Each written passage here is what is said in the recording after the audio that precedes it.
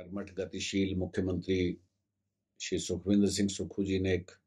आम बजट पेश किया और उस बजट की खासियत ये थी कि एक ऐसा बजट जो विकट परिस्थितियों में और इतना नुकसान होने के बावजूद भी बड़े संतुलित तरीके से और प्रगतिशील बजट हिमाचल प्रदेश का उन्होंने पेश किया है, जिसमें हर वर्ग को टच करते हुए उन्होंने जिस तरह से हर वर्ग की बात को समझते हुए, हर वर्ग की तरफ ध्यान रखते हुए, चाहे वो कर्मचारी वर्ग हो, चाहे आम समाज हमारा हो, इन सब चीजों को मद्देनजर रखते हुए जिस तरह से उन्होंने बजट पेश किया है, मैं समझता हूं एक अपने आप में एक ऐतिहासिक बजट है। और जिस तरह की विकट परिस्थितियां बीते वर्ष 2023 में एक आपदा के प्रकोप से हिमाचल प्रदेश जूझ रहा था और उसके बाद एक बड़ी परिपक्व सोच के साथ प्रदेश के माननीय मुख्यमंत्री ने ये जो आम बजट पेश किया है, इस बजट में महत्वपूर्ण बात यह है कि जिस तरह की अटकलें, जिस तरह की बातें इस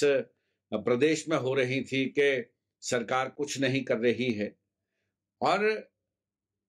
प्रदेश के माननीय मुख्यमंत्री ने जिस गहनता के साथ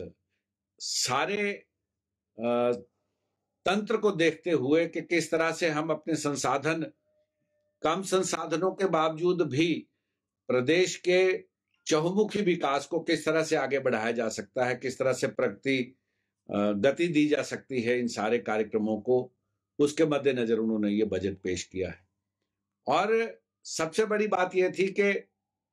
प्रदेश में कोई ऐसा वर्ग छूटा नहीं है जिस वर्ग को ध्यान में रखते हुए प्रदेश के माननीय मुख्यमंत्री ने इस बजट में प्रावधान किए हों। और बड़ी बात यह है कि चाहे वो हमारे किसान हो, बागवान हो, हमारा युवा वर्ग हो, शिक्षा का क्षेत्र हो, स्वास्थ्य का क्षेत्र हो, चाहे कर्मचारी वर्ग हो। और उन्होंने एक बात ये कही कि कर्मचारी क्योंकि इस प्रदेश के प्रगति में बहुत बड़ा योगदान वो देते हैं, और हमारी सरकार, जिस सरकार ने ओल्ड पेंशन स्कीम जैसा एक महत्वपूर्ण फैसला लेके ये दर्शा दिया कि जिस व्यक्ति में कुछ कर गुजरने की हिम्मत होती है, वो व्यक्ति कहीं ना कहीं अच्छी सोच के साथ आगे बढ़ने का जब प्रयास करता है तो वहां सफल भी होता है। और उस सफलता के पीछे बड़ी बात यह थी कि केंद्र की सरकार हो, चाहे भारतीय जनता पार्टी के नेतागण हो, जब पूर्व में उनकी सरकारें थी वो ये कहा करते थे कि ओल्ड पेंशन स्कीम नहीं दी जा सकती है, लेकिन फिर भी प्रदेश के माननीय मुख्यमंत्री ने सारे पहलुओं को देखते हुए जिस तरह से आगे बढ़ते हुए ओपीएस पे जो फैसला लिया वो एक महत्वपूर्ण फैसला है। और आने वाले समय में आप देखिएगा कि पिछले दिनों बहुत हो हल्ला भारतीय जनता पार्टी के नेतागण जिस तरह से कर रहे थे कि गारंटियों का क्या बना, और ये झूठ का पुलंदा है। इस बजट ने ये दर्शा दिया है कि ये झूठ का पुलंदा नहीं है, इसके जो दूरगामी परिणाम हैं वो आने वाले समय में मिलेंगे। और हर वर्ग आज उत्साहित है, हर वर्ग के अंदर एक नई तरह की ऊर्जा और जोश है।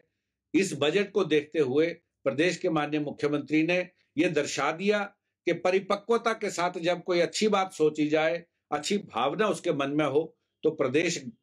गति के रास्ते पे और तेज चल सकता है। उसी तरफ